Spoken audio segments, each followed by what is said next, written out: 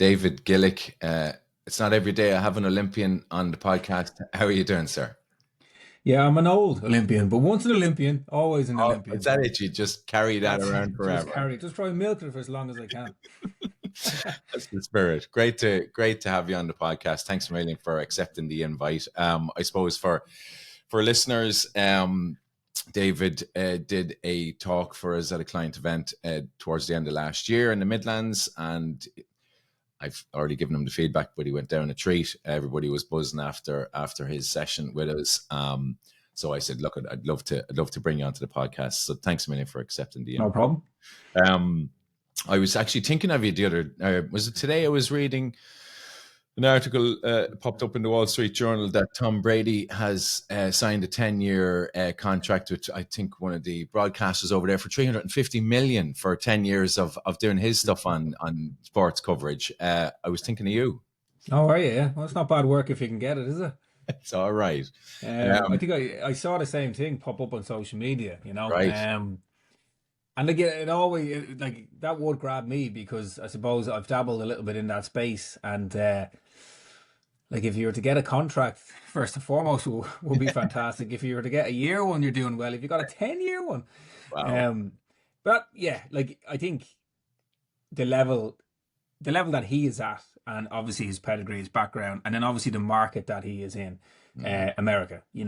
America in many industries is probably one of the biggest markets in the world, and broadcasting and TV is no different. And I've seen that firsthand at the Olympic Games with the big NBCs and Really. of the world. They buy the top locations in the mix zone to get that access. So it's yeah, it's a huge area for him, obviously, and to get a 10-year contract and the money and everything goes with it, like sure, that's it. Easy transition, let's say.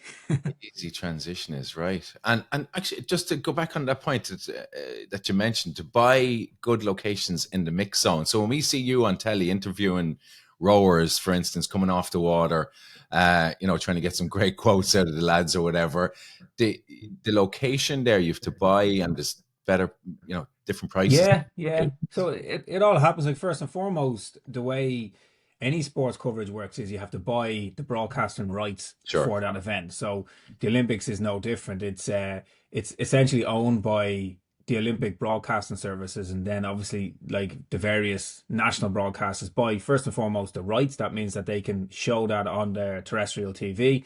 And then anything on top of that. So for example, me, when I go, you mentioned the rowers again. You're in a mixed zone. So mixed zone is the mixed media zone. So it can be mixed media from broadcasting to radio to digital to print, mixed media.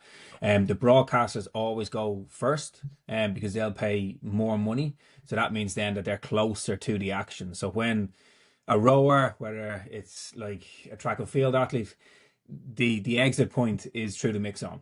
So particularly in an athletic stadium, the only exit point is through that mix zone. So for example, when we were in Paris, I was position number 40. So that means like, and think of it like a meter by a meter square. Okay. That's my location. So, they remove seats from the stadium. And when an athlete comes off the track, they walk zigzag up essentially, the stand. And you've got rows of broadcasters. So I was position 40.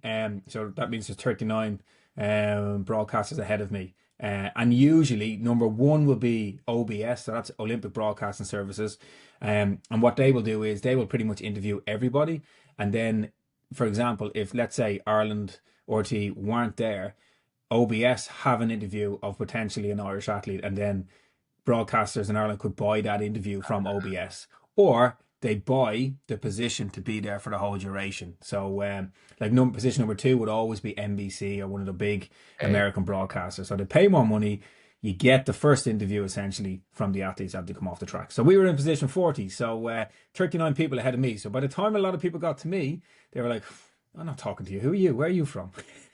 And sorry, are the athletes obliged to talk to every No, outlet? No. no. Now, generally, like, you see, it's funny, like, it's kind of human nature. Like, you try and build a bit of rapport with them as well.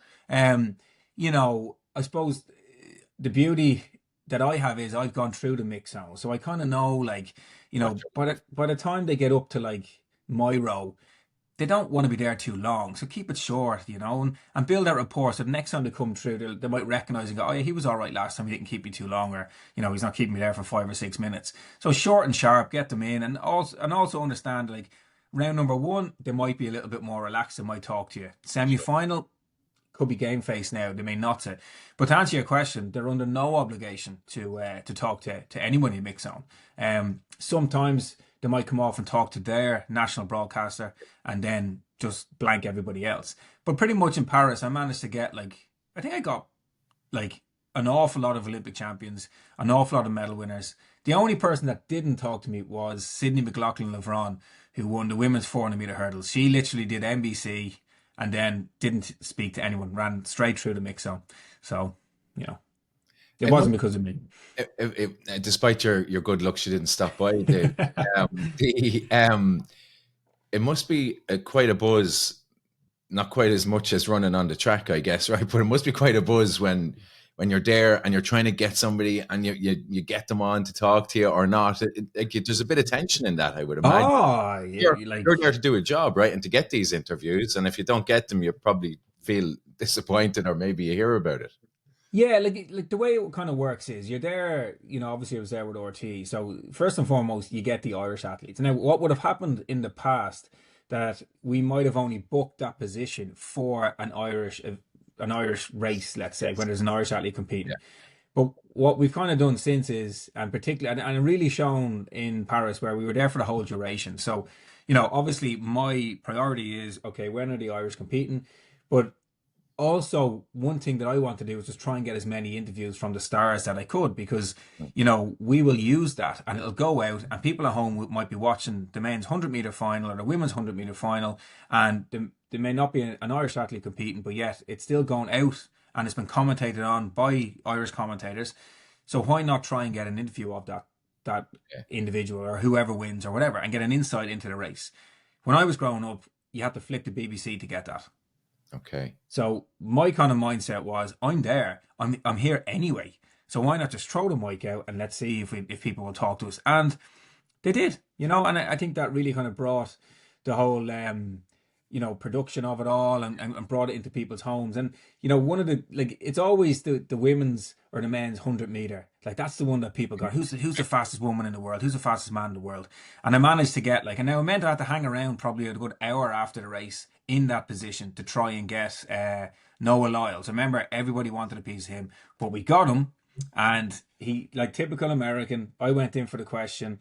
I think I said something like the double is alive, Noah. And he took the mic from me straight down the barrel and he said, the double is alive, baby. And he said it with an RTE, microphone. Yes. That's brilliant. Very good. Yeah. Good on you. Good fun. And it's for me, it's really interesting to get the insight and the insides on the workings of that sort of stuff. Because when you're sitting at home, there's David talking to an athlete and you just think it's all set up, or, it's all. Oh, no. Right? And that's, and you kind of go back to your previous point, I'm watching the race and then I'm kind of thinking, all right, okay, how will I grab them and what's happening and, will they stop for us? So you're watching the body language and are they talking to people? Do they have good English? Particularly if they're foreign, the worst thing is, and it's happened, you go in, they're looking at you going, I don't speak your language. And you're like, right, can that one. But the more you do it, the better you get at it. Very good. And it's just keeping it live and keeping it and at the end of the day, you just keep them for a minute or two, get a question in, and then that's the insight. That's what you want, but it is a buzz and it's a privilege to be there in that position, Yeah, fair play. So you obviously, you put in quite a few hours running around the track yourself. People that maybe need a refresh, give us a very, very brief overview on your career, David, and what you've been doing since, I guess. Yeah, I suppose background, track and field, 400 meters. I would have competed at the high level for probably about 12 years and represented Ireland at everything from Olympics to World Champs and Europeans. Probably the biggest claim to fame was winning 2 European Indoor Championships, 05, 07. Beijing Olympian 2008, and then I came sixth in the World Champs in 2009. So that's kind of a snapshot of the career. And then post career, did different things. I went straight into full-time employment. I was working for a sports brand. I have a background in I did business studies as a degree, and then sports management as a master's. So I kind of was working for a sports brand, did that for a while. And then I was working for like a corporate performance company, did that for another kind of while. And then I decided to take a bit of time out because I didn't have a clue what I wanted to do. I think what drove me into that was more financially related, whereas I took a bit of time out, and now I've kind of found myself in a mixed area of working in TV and then doing a lot of corporate presenting, emceeing, public speaking, and then working with a couple of brands through ambassadorial roles. So it's broad, it's varied, it's enjoyable. Well done. And I know there's an awful lot in what you've just outlined, obviously. Yeah. But I think it's fair to say are you still Ireland's most decorated sprinter, or is somebody else taking that title, or was that a title that you ever held? Yeah, no, I did. When I won in '05, it would have been Ireland's first gold medal in a sprint event in about 76 years. So we'd never really done anything in the shorter events. So Yeah. obviously people like the Sonia Sullivan era was all kind of more endurance related. And that was '05, and then another medal, another gold in '07. So yeah, I was probably the most decorated in terms of actual kind of like hardware. Yes. And then other people like Derval O'Rourke was doing very well. She got a couple of medals. So myself and herself were coming through in the sprint event. And but right now I'd say my time could be up because we have the likes of Rashid Adelecki coming through in a sprint event. Ciara McGean is another athlete who's got medals on the track. So and it's great, and that's what you want to see. And I think particularly my own event, 400 meters, the women's relay team in Paris done very well. Rashid is making Olympic finals, obviously silver medal in the Europeans as well. The mixed relay, 1 gold. So, yeah, I might be 1 or 2 down the pecking order now, but yeah, Still, all positive. still up there though. Still up there, Still right? up there, yeah. Still throwing my weight around up there, yeah. Um, so how many years were you full-time running, essentially, David? Yeah, so like the way athletics works is like it's an amateur sport, okay? Like it's deemed an amateur sport, but it's professional in probably every other nature, including financially as well. Mm. So what I suppose makes it different is there's no real like long-term contract with a team. So people think rugby, think soccer. You sign for a Man United and you're on a 4-year deal or whatever it is. It doesn't really work like that. You're more inclined to sign for a brand. Yes. So Asics, Nike, Adidas, whatever. And that will be probably one of your biggest sources of income. And obviously then you could be supported through your government, like a sports grant. So for me, I pretty much kind of went full time. I was studying up, like I did my full time degree up to 2006, and then I relocated to the UK, and that's when like I it was priority was running. That was it. So from, I suppose like in college, very much kind of focused on athletics, and then kind of stepped it up a level in '06, and everything was revolving around my athletics then. So Okay. So you were 2006, and was it 2013 then you formally retired? yeah, yeah. Yeah. Yeah, so like there was probably 6 or 7 years there, 7 years, right. but I would have been. See, the thing is, I would have been competing at a high level prior to that through my kind of college years. But in terms of actually, I suppose getting to a point where you can fund yourself and pay bills and keep a roof over your head, was probably 2006 onwards. And is that achievable? Can athletes in an amateur sport, as you said, if you're associated with a brand, do they manage to keep a roof over their head and live and buy houses, or buy a home rather, or do whatever they Yeah, have to do? a small percentage, to be honest with you. I'd say the majority of athletes who are competing and even going to Olympic Games are doing it very much so on a shoestring. They could be, for example, when I was over in Loughborough, where you had a substantial amount of athletes there, It's kind of a hotbed for British athletics. They were probably part-time students, full-time students, training on the side of that, and then making teams. But a lot of those athletes would have been renting rooms in houses and trying to make ends meet, you know. So I think like it's hard to put a figure on that question, but I would say it's a small proportion of people are in a position to buy houses and things like that. I'd say it's more trying to make ends meet and just pay so you pay the bills that you can actually then pursue a career in athletics. Very few, I'd say, like, you know, 1% would probably have substantial funds that they could then retire on, you know. So you're thinking of like the Usain Bolts, the Mo Farahs, etc., you know. Yeah, no, absolutely. I was actually talking about this to a buddy of mine yesterday. We were talking about Conor Nyland's book, which is a great Brilliant. book. Yeah. What was it called? The Racket? The Racket. Yeah, I've read it. Yeah. Excellent. Super book, right? And it's because it's nearly so, I won't, grim is not the right word, but it's a real reality check to see the amount of energy and effort Yeah. and resources and time and struggle that goes into creating a career in sport. Like, Yeah. did a lot of that Yeah. must have really resonated with you, or how did that? I read the book and I was like, this is everything he is talking about resonates with me and also is applicable to the world of athletics. I wouldn't have known a whole lot of tennis, so I presumed it's tennis, they're all loaded, you know, and that sort of, you know, oh, it's you know, dare I say, oh, it's a posh sport, so they all must be minted. But you know, reading that, it's the hustle. It's literally trying to get into a competition that just, if you can get through the first round, gives you a few bob to fly on to the next one. Athletics is actually like that as well. And the problem with athletics is probably, you might even argue and say it's worse because the season is so short. Like you only race during the summer. So it could be like, you know, June to August with the major championship being in August. And then that's kind of it. So the opportunity to make money is very small.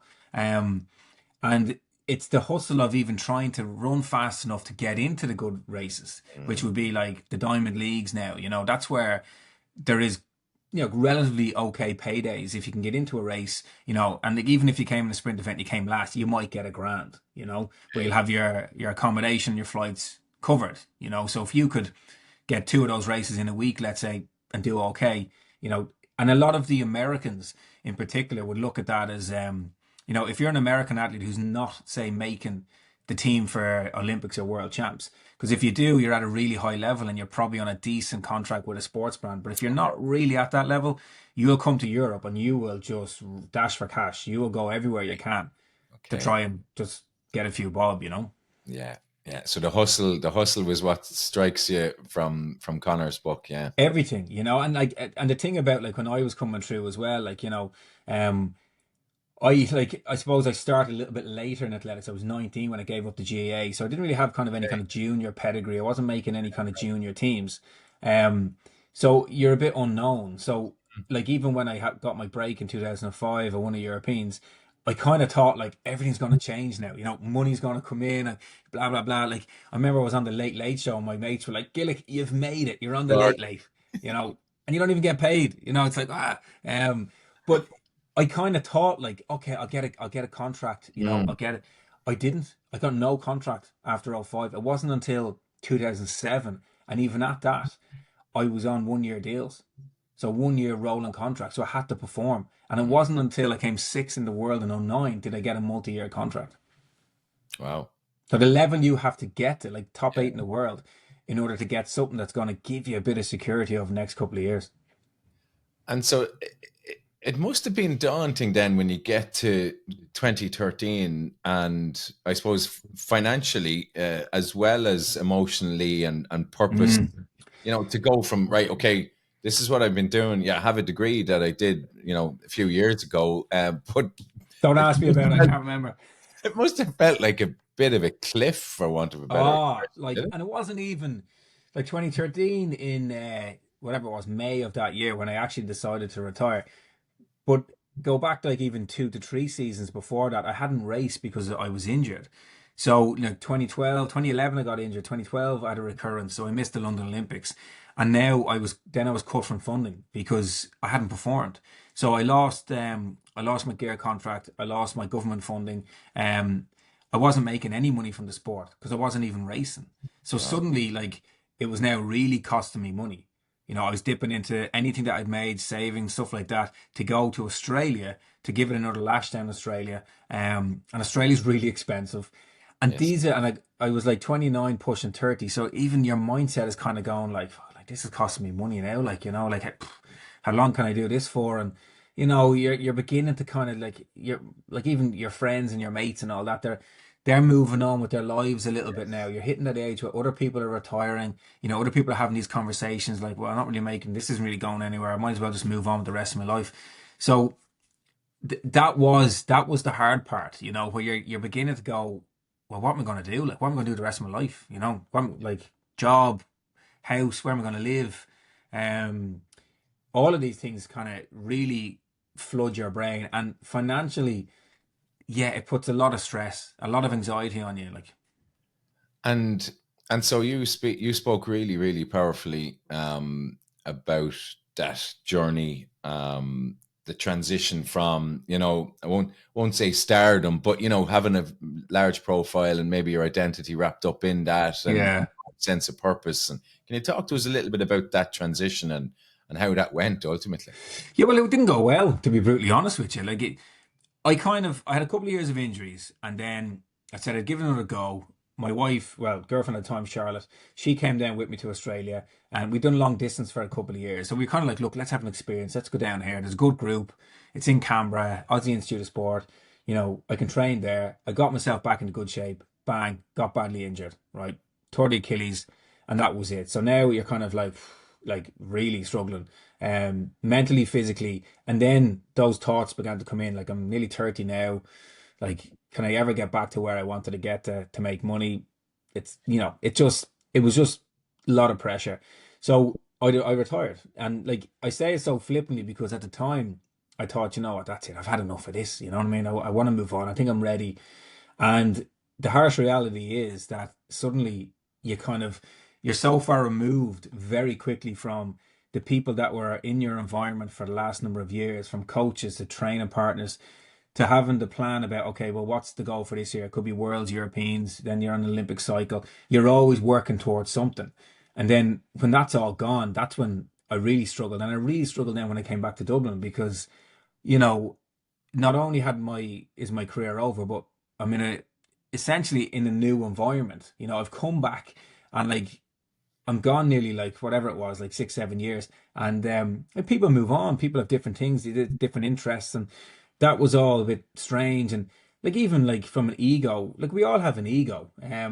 I'd always say like I was humble, and my feet were on the ground and good people around me. But like, you kind of come back, and then people are like, oh, what are you up to now? And you're like, "Oh," I had no reply. I literally had no answer. And I'm in the box room that I grew up in my mum and dad's house, and I didn't have a clue about what I was going to do. And that's where like the real pressure comes on. Like, I felt I needed a title because for so long I was the runner. And like, locally people go, oh, there's your man, the runner. Whereas now it's like, are you still the runner? Like, Yeah. this is literally what people would say. And you're like, well, fuck, what? I'm not really actually. Yeah. And then what are you doing with yourself now? And like, this constant thing in my head was like, I have to be successful, high performance, successful. And that was the thing that really kind of drove me probably into making rash decisions, like searching for that thing that was going to fix everything. Money became the issue. I was like, if I've more money and, a good salary, well, then that will equate to success. So again, the more I have, the more people will think I'm successful. I'll be fulfilled. I'll be content. And it was the complete and utter opposite, like. So the first job I had, I probably lasted about 3 weeks of doing nothing. And then this job came my way, and I jumped at it without even actually understanding what was the day-to-day role. But the money was good. Okay. And that's literally was what I went for. And I was spending, with the job, I spent a lot of time by myself as well. So that was an issue. So like, basically your whole world is just thrown up in the air, and you kind of go, right, got to try and figure this out.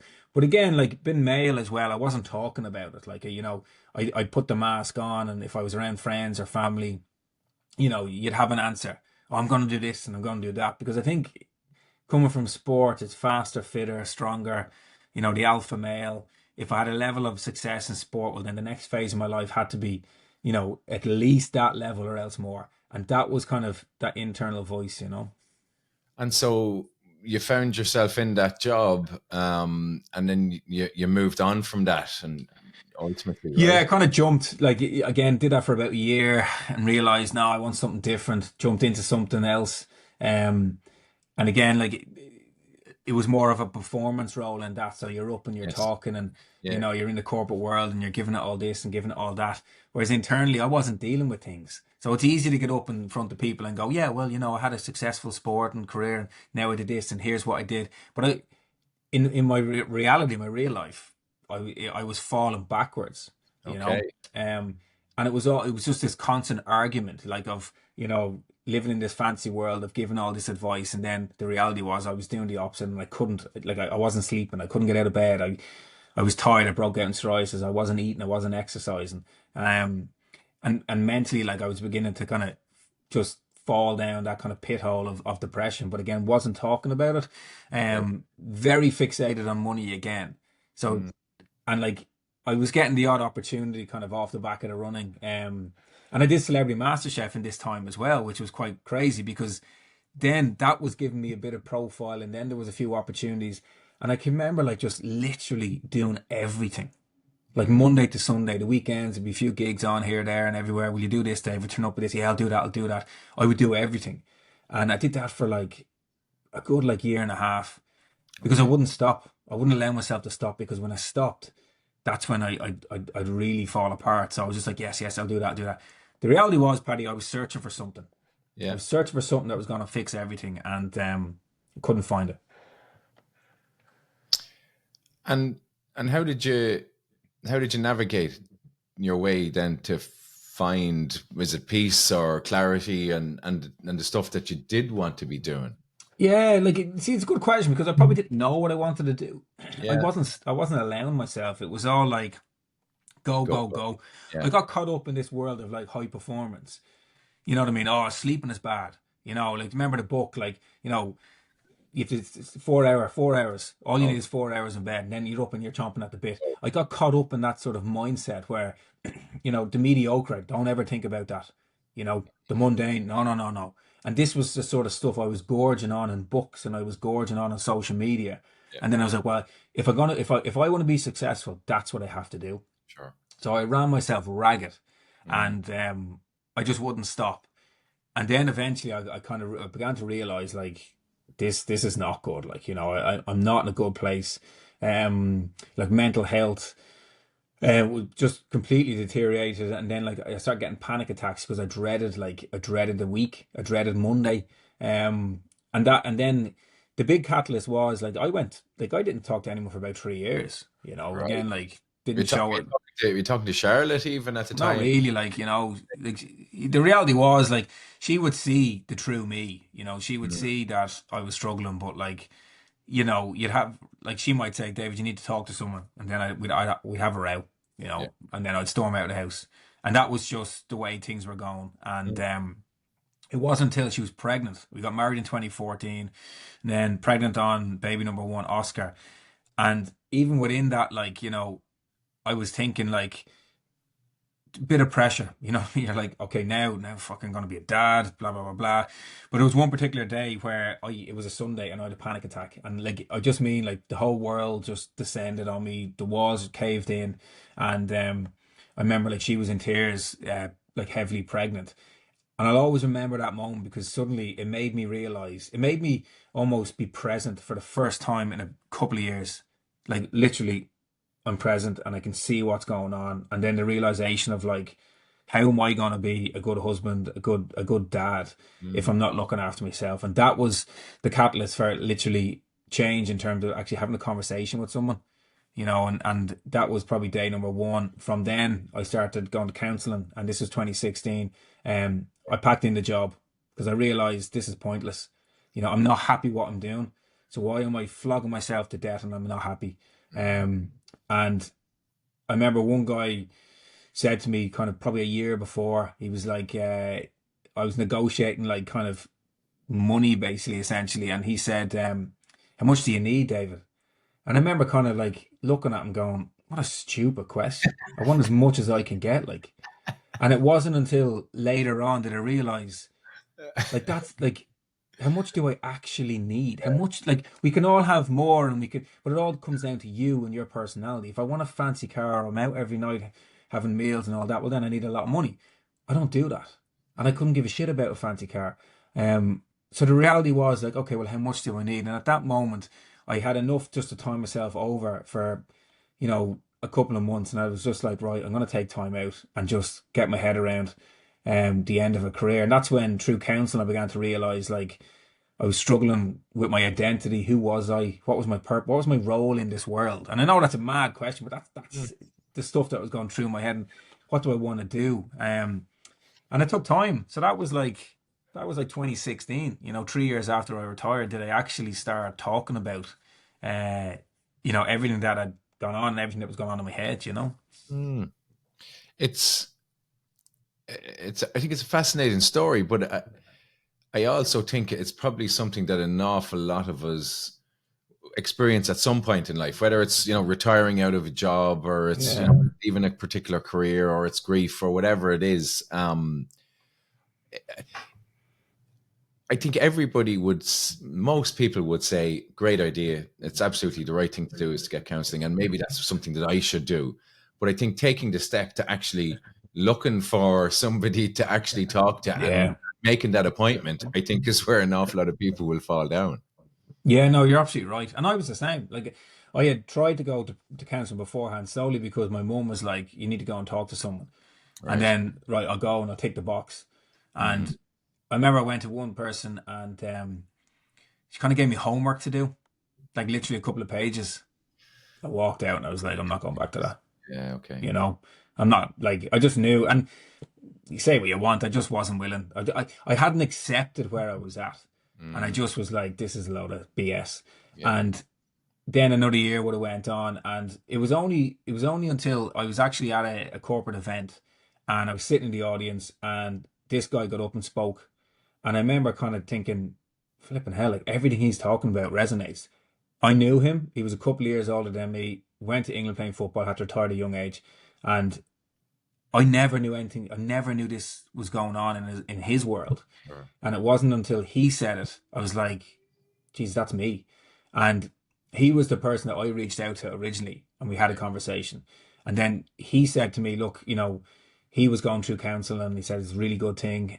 But he said, he gave me a list of kind of like names that he found were beneficial. But he like the last thing he said to me, I always remember, he just said, you're not going to get along with all these people. If you walk into a room and you feel you don't connect, walk away. He said, that's fine. These people are trained and like that's sometimes what they expect. But he said, just keep going. You'll find someone. So I think I went through about 5 different people. And it was on the 5th person did I actually kind of go, right, I feel all right in this room, in this space, and this lad eyeballing me. I feel okay. This isn't awkward, And the thing as well, he just listened. He didn't go, right, here's what you need to work on for next week. And you're walking out there going, I don't have the headspace for this. And that's what happened. I just didn't have the headspace. I'd all this stuff going on in my head. And then what I didn't want was someone else to go, here, do this as well. And you're just like, no. Yeah, more stuff. And how, so the talking, you mentioned talking and conversations, right? Yeah. There, it's talking. So how has that helped you, I suppose, how has that contributed more so to you getting on the right path and getting, your own head straight and figuring out what you do or don't want to be doing? How has that actually helped you? Yeah, and like this is the thing, it takes time. There's absolutely no quick. And look, we live in a world where we want it yesterday. Like that's just the way it is, Yeah. This takes time. It's like fitness, it takes time and you got to be patient. I think what initially happened was it's like an onion, the layers of the onion. I go into this room and I'm talking about stuff. And even times I used to go in thinking, I don't really need, I feel all right today. You go in and suddenly all this stuff starts coming out and you're like, whoa, where did that come from? And it was just peeling it all back to like, even things that would have happened like before my running career and then how maybe that impacted my running career. And then you begin to kind of almost make sense about, well, I'm now beginning to understand why I was thinking a certain way and why I was feeling a certain way. And it wasn't like I walked in, walked out and said, boom, I know what I want to do with the rest of my life. Yeah, Like yeah. I slowed things down first and foremost. So Interesting. like, look, and this may not be for everyone, but baby number one, Oscar came along and my wife was working. She went back to work full time. I technically had no job, but I was doing a few little gigs here and there, freelancing various bits and bobs. So in my head, I'm thinking, okay, I'm not going to work on Monday and we'll put Oscar into creche for 4 days a week. Save a few bob. I'll stop and I'll do nothing on a Monday. And it was brilliant. Deadly. It slowed me down. Yes. And then I kept coming back to, well, how much do I need? And that was kind of the driver to say yes or no to certain things. Yeah. So it wasn't about, okay, more, more, more. And then it was also one of the things I really had to work on was the ability to say no to people. And I found that incredibly hard. And I found like, I don't know, my parents are good people. They like to help people and stuff like that. And maybe I fell into that if someone asked me to do something, I'd be like, I found it very hard to say no. And so this was all a process. But by talking to someone and bouncing things off people, that's when you build up a bit more confidence about what you want to do and what you enjoy doing. Whereas before I was just doing everything and roll on the next week and the next week without actually going, do I really have the time to do this? Yeah. And do I want to do it? I have a little kid at home. I'd actually like to spend more time. Boom. That's of value. And it's just kind of balancing things out a little bit. And that was the start of it. And I think I began to maybe articulate things better, how I was feeling. And then making sense as to why I was behaving and acting a certain way and then spotting the little triggers. And that's where like the basics, like this, and I know people always hear about it, like sleep, rest, recovery, exercise. Those are the things that I stopped doing. Like I was eating crap the whole time, wasn't exercising, couldn't sleep. And when I wasn't trying to sleep, I was in bed and I was on the phone and all that. And like I was always tired. And when I was tired, everything just felt like a firefight in a haze, and like there was always things to do. Like looking at a desk, there was 100 things to do. I didn't know where to start. And I think it was that process of slowing down. I started running again.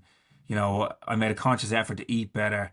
As a result of that, I was sleeping a little bit better. And it just, over time, Yeah. yeah. And so, what's your mantra now? What keeps you on the straight and narrow, for want of a better expression, David? What keeps you centered and Yeah. clarity? Like, and I don't want to sound like all airy fairy, but Yeah, I definitely look at back running. Like I did the last couple of Dublin marathons and stuff like that. And that's been a huge saver to me because I need a goal. I need something that motivates me. So again, I've been running since I was like 7. I like structure. I like having a purpose. So when I have structure, I feel good about myself. I'm getting a bit of headspace. And then with the kids, I try and be around as much as I can. So I put a value on like I get asked to do things at weekends and stuff like that. I don't do them because it's too busy with the kids. And like that's of value. And sometimes you're turning down money and all that, but it's like I keep going back to that. How much do you need, David? How much do you need?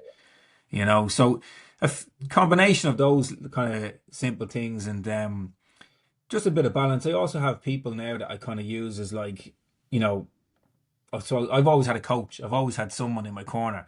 And then when I really struggled, I didn't have anyone. So again, it's kind of that word, like who's your mentor? Who's the person that maybe advises you on certain things, or who's the person you can go and just have a coffee and chew the fat about work related stuff, and I enjoy that element of it. I feel like I'm empowering myself and gives me a bit of confidence. And do you find actually now that that athletes and maybe people in other professions are coming to you now, trying to learn from your experiences, are seeking you out as a mentor potentially, or are you not old enough yet for that? Yeah. Well, I haven't done my biography yet, Okay, so yeah, that's the key. that's the That's the key. yeah. No, I think what has happened is like, I think we've all kind of learned a lot about, the pitfalls of retirement or dealing with change. So, when you look at, say, everything from recession to COVID, people losing jobs, that's when we saw a huge spike in like mental health illnesses, even down to like, people taking their own lives and stuff like this. So what do we learn from that is, well, you know what, there's obviously something when it comes to change, abrupt change and stress and everything. So I is no different, and sport is no different. You're dealing with change. Okay, you might be doing it at a younger age. And that's the thing that kind of grabs a lot of people because you kind of think, oh, but you're only 30, like, what are you, retirement, you Yeah. know? And that's the struggle because your life is so intertwined with a performance. And I think anyone in any walk of life, performance, not only from a sporting context, but like it's performance in your job, it's performance in high performance business, whatever it might be. And that tends to kind of define us in many ways. So what we've learned now in sport is that like we're building all our athletes up, but we need to bring them back down again. Okay. And Sport Ireland through the Institute have a life skills department now where I've done a bit of work, where they might ask me to come in and just talk to the next generation of athletes. Yes. Very good. Actually, and I did a coaching course years ago with Niall O'Donoghue, I think it Yeah, was. Niall, great fella. Yeah, So and I've had a couple of conversations with Niall over the last few years about, even helping some of the athletes with, financial and personal finance and yeah. managing income and, all that Well, sort of like stuff. the amazing thing is that like and again it was only through trial and error, and obviously having good athletes who were performing at a high level when I was coming through. Like I can remember Derval O'Rourke winning the World Indoors, and you get a payday, you get a big check from World Athletics, Yeah, right. and then her telling me that like she wasn't prepared at all and had to like write a check to the tax man because Yeah, exactly. she It's knew all, no different. yeah. And I remember then, like in '07 when I won, she was like, "Here, listen, you need to get set up." And best piece of advice. And again, it's those little experiences that you share that makes you a little bit more robust because you want to be prepared for that one day that the stars might align. Yes. And then you're looking at long term and exactly what you said, you're kind of future planning that, if you do have a good year, that you're set up that you can actually leverage that for like the next 2 or 3 years. Um, and that was something that like was never spoken about. No. Nobody understood, you know. We never got any financial advice. No one ever spoke about the pitfalls of, when this is all over. And speaking of when it's all over, if you were to do it again, I'm a two-parter here, right? But A is, if you were to be back at the start of your career, Yeah. would you do the same thing again, right? Ultimately, and then second part is in terms of exiting that career, if you knew then what you know now in terms of how to, Mm. approach it mentally and every other way, what would you do differently? Yeah, and like, look, I think to answer the first part of that question, would I do it all again? 100%. Right. Absolutely loved it. Brilliant. Like to travel the world, follow your dreams. Like as a little kid, all I wanted to do was run the Olympic Games. Like that was it. And yeah, look, there's certain things I might change and stuff, but generally the decisions I made were the best decisions at that time. And that's what you have to stand by. I think maybe I should have believed in myself a little bit more, and realized, not in an arrogant way though, you know, trust your gut, in terms of making those decisions. Like some paid off really well, others didn't. That's life. I think when it came to the retirement, I think it was abrupt, it was rushed, it was maybe off, and like the changes that I made leading to the injuries that led to retirement were knee-jerk reactions to performances not going my way. So I think in hindsight, maybe discussing them a little bit more, like the psychology of it, and okay, like don't throw out everything. There could be subtle things you need to change, but maybe not everything. And then as retirement came, allow myself more time. I didn't give myself time. I literally flicked the switch to off of my athletics career, and then it was like, boom, right, let's go. What am I doing now the rest of my life? And I didn't allow myself to deal with I suppose, the upheaval, the change, and even just kind of all the changes, like relocating back to Dublin. Okay, what do I want to do now? I didn't give myself any opportunity to learn. I went straight in, like.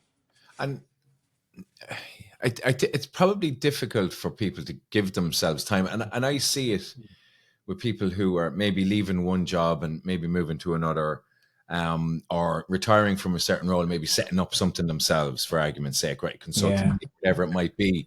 I rightly or wrongly, but I think on balance, I think it is the right thing to do personally, is to give yourself time to decompress before you jump into the next thing, or you go, Yeah. hell for leather on this next project or whatever it is. But I think it's probably easier not to give yourself time. Is that Oh, what you found? I was always on that treadmill.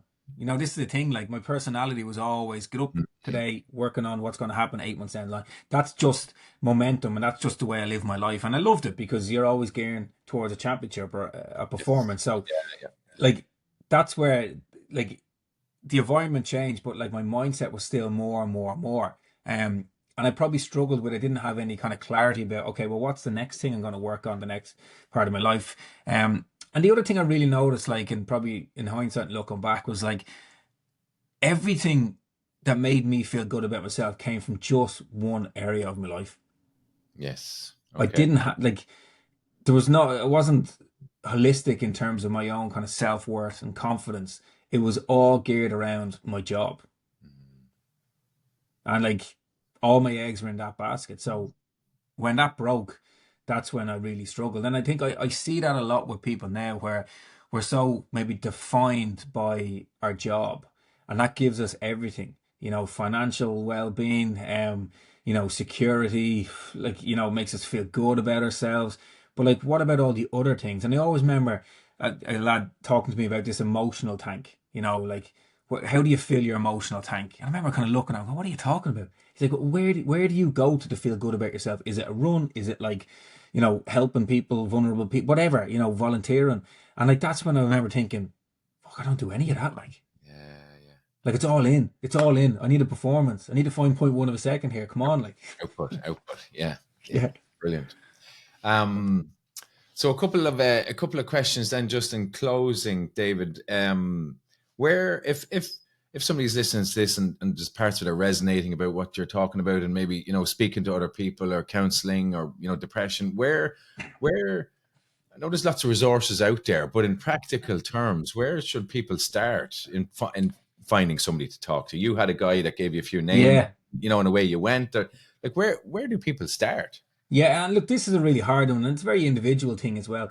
I think if you're stuck in your own head, writing things down can be a start. Mm-hmm. And I know, like, there was a couple of years ago, it was all about like journaling and stuff like this. But writing down, it doesn't have to be sentences, it could be words, how you feeling, like stupid stuff that just gets it out of your head. Because I think sometimes people find it hard to articulate how they're feeling. I also then think like things are signposts. Like there's great charities out there, like Mind, Aware, Samaritans. You name it. There's loads of them, but that can be quite daunting as well. Aware do have a great video series that loads of people have been involved in, from business to sport, and it's just people talking about their experiences. And I think that sometimes can be a good place to start, where because you will pick up stuff, and what you might realize is that you're not the only one. I think when we're struggling, we tend to feel like nobody will understand me, nobody gets my kind of journey, and you tend to then keep it all in house.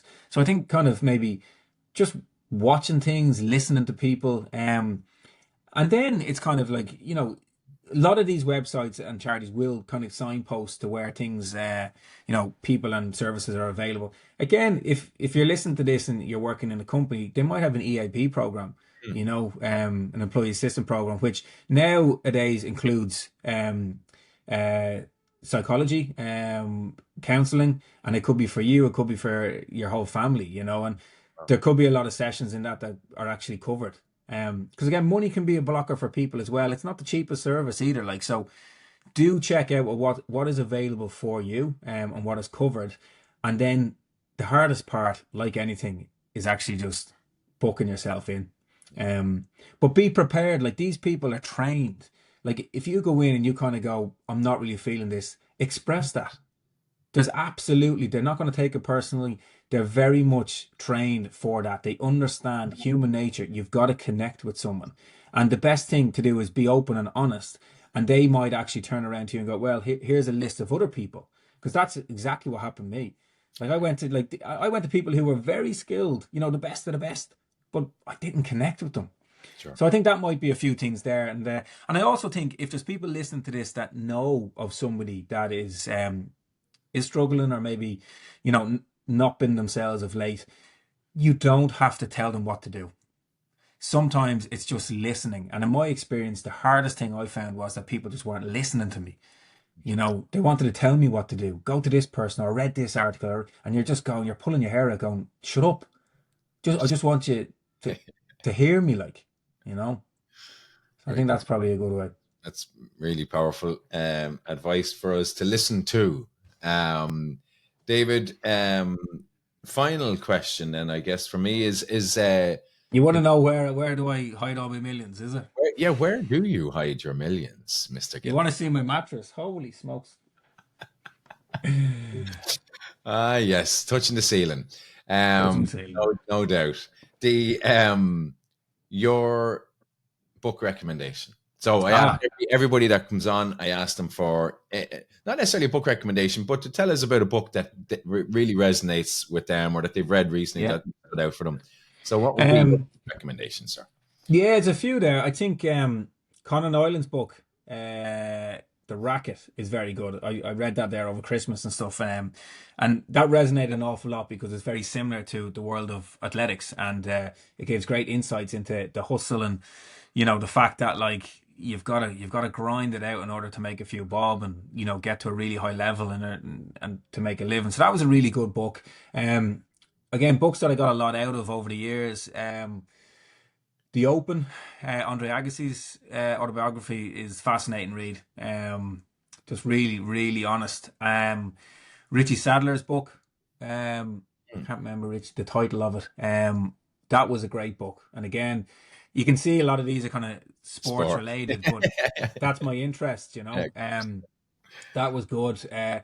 Again, from kind of like a more mental perspective, there's probably two books that I found good was Simon Sinek, Start With Why. And it very much talks about the purpose, trying to find that, and years and years ago, I read the book, The Monk That Sold His Ferrari. Oh. Yeah. Heard of that one? Yeah, that's a good. Do you know who wrote that? I can't remember. But a good book. It's a different read, but it kind of goes into I suppose it kind of comes back to what's important to you. What are the things that actually mean something to you? And we can all easily get caught up with the flashy things in life, and that can maybe drive our decisions and stuff like that. But I actually read that after I won my second European indoors, and I think with athletics is it's always revolving. There's always people coming up, getting faster. You can never rest on your laurels. There's always the next race, the next championship. And I think when you take your foot off the gas and maybe you get a little bit complacent and you start maybe believing your own hype, that's when someone else will pip you on the line. And I think I read it at that time. I was in America and I had a few races planned up, and it was just something just to keep on your toes and keep yourself hungry, Good man. Hungry indeed. I'd say you're eating plenty these days. I see you're doing a lot of training. You did the Raheny 5 miler there. I did. Yeah. Eating like a horse. Yeah.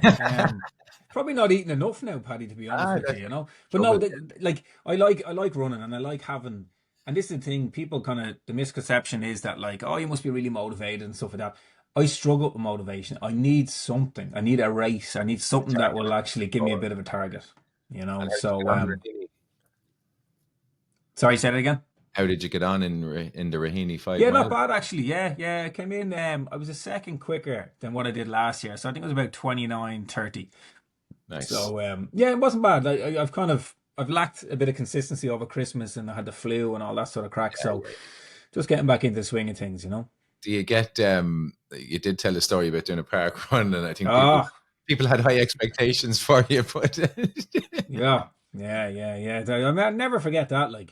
I got passed out by a lad pushing a buggy, And I remember the look. I'll never forget the look. And then even after, and even subsequent weeks, I remember a fella came up to me and literally, he said, "Oh, what did you run?" This on a different occasion. And I was like, and I think I'd actually, by this stage, I'd done a couple of 5Ks and I was a bit fitter. And, it was probably a year or so after my first one.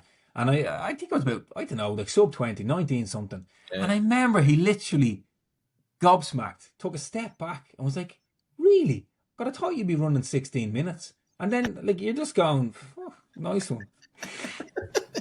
19 minutes is bloody swift and fair. That's what I thought. Like, But not according to this. you're winning the park run, I'd say. Are you? You're winning. I've never won a park run. You must be close, though. My best up in Marley was probably, I think it was maybe like within the top 5 one time. Okay, right. Yeah. Wow. Marley's tough. Like, you get some people are to gallop around that one, And I'd say they love to come home and say, "I bet a bloody Olympian." Ah, well, sure. There was one time, I'm not making this up. I had a mate of mine, and his brother was running, and I wouldn't have really known the brother that well, and ran it anyway. And next minute, I get a text at 4 p.m. on a Saturday. "Did you hear Gordon beat Gillick in the park run?" And you're like, I'd say you're good over. I'd say you're still lively over 400, though, are you? Yeah, but it's like it's the 4.5K or the 4,600 meters before the last 400 that kills me. No, it's I'd have a bit of a spirit. It's very funny sometimes, because you'd find something in the last, the ego takes over the last 500 and you drop the hammer, and then suddenly I can find the groove, and I wouldn't say I'm lighting it up, but I feel bouncy and springy. Yeah, but no, I enjoy it, and it just keeps you sane, What I like about running now is I go out and I run, and I don't have any, I don't listen to anything. I don't bring earphones or nothing, and very good. It's great clarity, Yes, absolutely. Yeah, and to be honest, I'm come around to that. I was wearing headphones when I'd be out walking on the beach or whatever, dog in the morning. And now I don't. I just go and listen to the waves or whatever and just let the head clear, because you're listening or watching or you're consuming all day after that. So it's lovely just to have nothing. Yeah, and I think that's important. I think for anyone at that time that you can just muddle through what's going on in your head, you get great clarity out of it. And I think we live in a world now where we're in information overload. It's everywhere. It's like all these bloody podcasts and all this old nonsense out there. Like your head would be mitered with it all, David. Oh, I'm telling you. You're nobody if you don't have a podcast, apparently. And speaking of which, where can people find the David Gillick podcast? Well, the best, I'm slagging social media, but generally on Instagram is where I kind of would post a lot of stuff. Okay. And we had Medals and Mike's podcast there during the summer, myself, Derval O'Rourke, Rob Heffernan, where we actually kind of very, very much like Conan Ireland's book, The Racket. We talked about kind of the highs and lows of Olympics and trying to get to an Olympic Games, and it got really good kind of feedback that people were like, "Geez, I never knew that." So we might get that going again now in the next couple of months when the season kind of comes around again. But that's me really. Yeah, very good. Well, look, I know you do. You're involved in an awful lot of stuff. So your website is davidgillick.ie. Is it a .com? It's actually .com, but to be honest with you, websites these days, it's all about social media and TikTok and Instagram. So I'd update the socials more than more than the website, But no, there's bits and bobs there. And obviously, I've been very vocal on kind of, I suppose, mental health over the years, and the importance of kind of exercise and stuff like that you can do for yourself. So there'll be a lot of that info, and then obviously running related stuff. Do you know what it is? I think I've kicked the ego to touch now, and I kind of don't really care what people think of me, where before I would have very much been very fearful of other people's opinions. So, I like kind of sharing the things that I'm doing now and kind of maybe helping other people. And particularly, when I start talking about mental health and dealing with the change and the environment and stuff like that, it's amazing the amount of people from all walks of life, from people who played GAA and retired from GAA to people who retired. A lovely message from a man there, heard me on the radio recently about talking about Park Run. And, he was 66, he'd retired from work, and he didn't know what to do, and he went up and did his first Park Run. He said it was fantastic. Went for coffee afterwards, and even that social connection gave him a lift, and that's what it's about. That's what it's about. And our local park run in Laytown here, I haven't done many in recent times, but I will get back into it. But I see that they bring there's a group and they bring people that are staying, in basically asylum seekers. So they bring those guys along and they do it. And again, it's the community making people welcome and stuff. So it's really some really good community stuff on with the park run. So fair play to them. So it's filling that emotional tank, Paddy. That's what it's about. That's it. I love that analogy, the emotional tank. So look, you are an emotional tank. You're a thankful man. Thank you very much indeed for coming on and sharing your story and I guess some reminders for people out there as well, if nothing else today. So really appreciate you sharing all that, David. No worries. Fair play to you, Paddy. Appreciate it. Thanks a million. Keep her lit. Good man.